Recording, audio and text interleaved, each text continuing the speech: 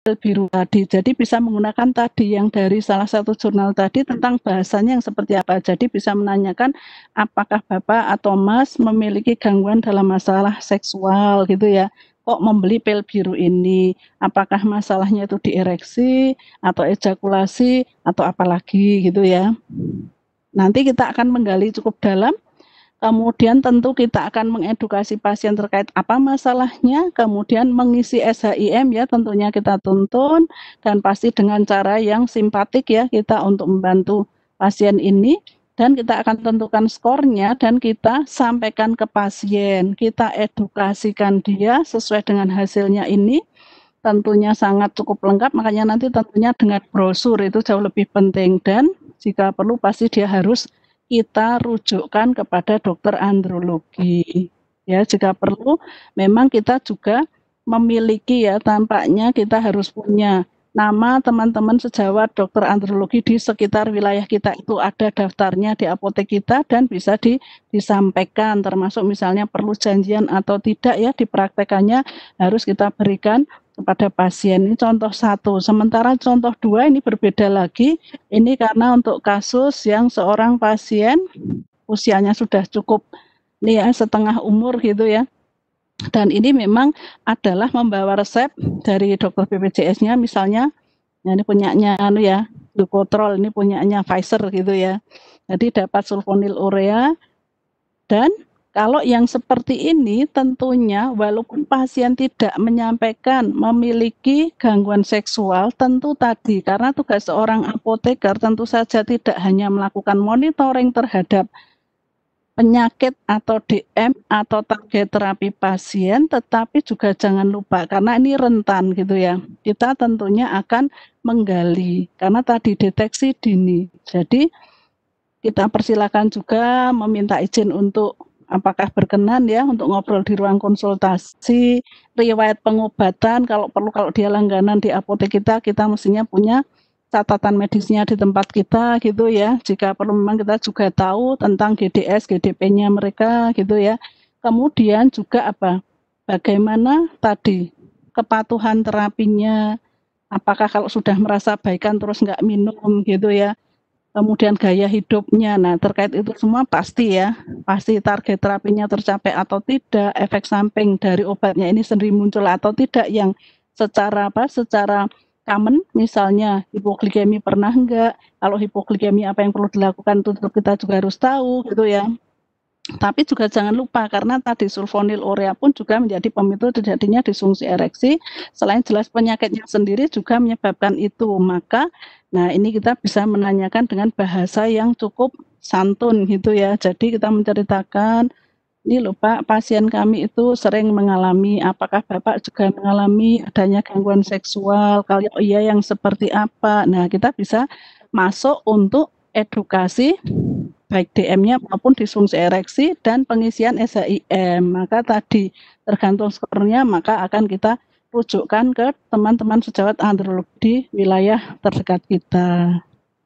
Nah, take home message-nya ya, jadi tentu saja kita ingat kembali bahwa kita juga harus optimis ya, optimis karena kita juga menularkan optimis kepada pasien kita bahwa disfungsi ereksi ini dapat diobati asalkan bisa dideteksi secepat mungkin karena apa kita tahu semakin lama dia dideteksi semakin akan menimbulkan gangguan yang lebih panjang minimal adalah cardio arterial disease gitu ya dan juga akhirnya akan pada kematian apakah karena AMI, apa karena CHF itu pasti akan terjadi. Kemudian juga tadi dinyatakan semakin lama disfungsi ereksi ini diketahui tentu juga akan meningkatkan terjadinya arteriosklerotik gitu ya. Kemudian juga sebagai apoteker kita tentunya harus meningkatkan keilmuan kita ya untuk mengetahui lebih banyak tentang terapi disfungsi ereksi, kemudian juga guideline-nya, kemudian algoritmanya sehingga kita bisa menceritakan kepada pasien dengan bahasa yang paling mudah dipahami pasien yang memberikan gambaran kepada pasien untuk tidak takut gitu ya, karena nanti akan dikawal oleh dokter yang memang sesuai keahliannya di bidang tersebut. Kemudian apoteker harus proaktif gitu ya, membantu pasien dengan bahasa yang paling santun, dengan bahasa yang bisa diterima oleh pasien, dengan memperhitungkan budaya setempat ya. Kemudian juga bisa membangun kepercayaan dalam komunikasi dengan pasien, apalagi jika datang dengan pasangannya. Dan tentu saja ini semua kita lakukan ya, dalam rangka kita bekerja sama meningkatkan interprofessional collaboration dengan teman-teman klinisi untuk membantu pasien agar tidak jatuh kepada kondisi yang lebih parah, bahkan bisa jadi mematikan. Itu dari saya, semoga ada manfaatnya dan bisa dipraktekkan oleh teman-teman semua. Atas perhatiannya saya ucapkan terima kasih. Saya kembalikan kepada Ibu Apoteker Imelda. Assalamualaikum warahmatullahi wabarakatuh.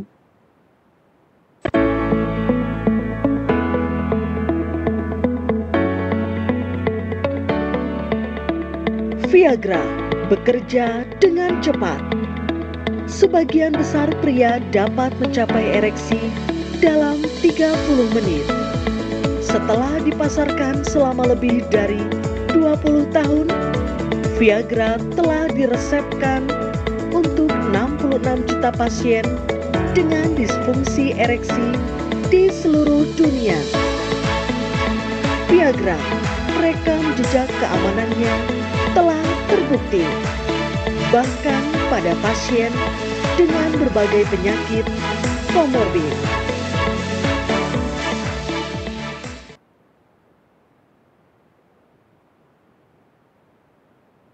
Iya, terima kasih.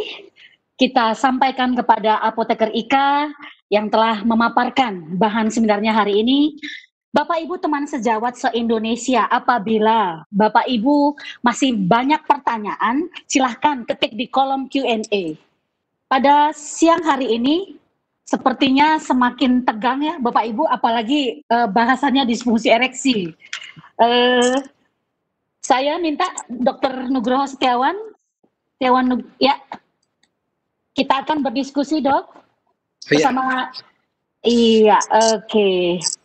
Sudah banyak pertanyaan yang masuk. Benar-benar ini topik yang hot katanya. Ya, kita mulai dari dokter dulu ya dok ya. Oke, saya akan bacakan pertanyaan untuk dokter. Kemudian saya lanjutkan pertanyaan untuk Ibu Ika. Oke, dari teman sejawat. Saya rasa karena topiknya disfungsi ereksi, nama kita keep ya dok ya. Oke, apakah penggunaan sildenafil dalam jangka waktu panjang aman untuk dokternya? Apakah mempunyai pengaruh terhadap penyakit komorbid yang diderita pasien? Silakan dokter. Terima kasih. Jadi penggunaan sildenafil citrat seperti tadi kita sampaikan, dia akan aman kalau satu diberikan pada pasien yang tidak mempunyai kontraindikasi atau penyulit daripada pemberian sildenafil citrat. Penyulitnya sudah barang tentu pria yang tekanan darahnya rendah, pria yang makan obat golongan nitrit yang bikin tekanan darahnya menurun dan sebagainya. Itu yang perlu diperhatikan. Dan pemberian dosisnya cuma cukup sampai dosis maksimal dalam waktu 24 jam. Jadi sildenafil citrat dosis maksimal 100 mg. Perlu diingat tidak dianjurkan kita 12 jam kemudian makan 100 mg lagi. Jadi kita boleh di-repeat harus minimal waktunya 24 jam. Ya, itu. Jadi kita akan aman, satu, dosisnya tidak melebihi dosis maksimal, pemberiannya tidak terlalu awal, jadi paling cepat 24 jam kemudian itu baru boleh diberikan lagi, dan penggunaannya harus tidak ada kontraindikasinya. Selama itu kita lewatin, itu akan aman, Bu Imelda. Iya, jadi boleh tidak boleh dari 100 mg ya dok, berarti 1 kali 1 ya dok ya? Ya. Terus kalau mau makan lagi ke besoknya ya dok ya, nggak bisa 12 jam atau 6 jam kemudian ya. Dan aman untuk pasien-pasien yang hipertensi jantung tidak direkomendasikan ya dok ya? Yang hipotensi, kalau hipertensi hipotensi ya dok ya, oke. Semoga apoteker yang memberikan pertanyaan boleh mendapatkan informasi yang tepat. Tapi kalau merasa kurang, masih ada yang kurang, silahkan kembali ketik di kolom Q&A. Kemudian untuk Ibu Apoteker Ika, apabila ada pasien yang datang ke apotek untuk masalah DE,